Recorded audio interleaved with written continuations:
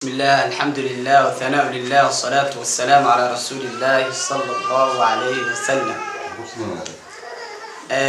ولا ليال إن شاء الله بإذن الله حمانتا إذا سيدا بشارة آدي وقالية بشارة سوكس عطقف والبقى مسلمة.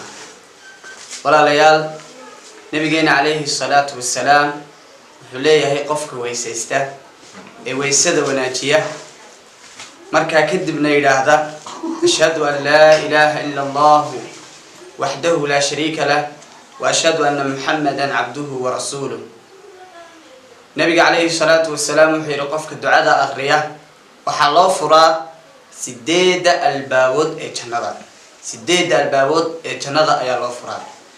way kala qiimo badan tahay marka lagu dhaho albaabka ka gal iyo marka lagu dhaho albaabka aad doontid ka gal.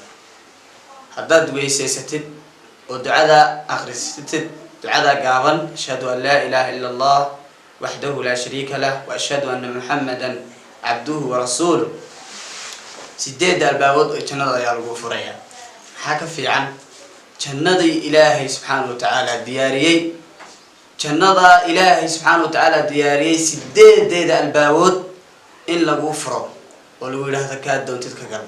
haddaba qof kasto muslimow markaad weysaysatid ku duceyso ducada markaad u weysaysatid salaad waajib iyo sunnada.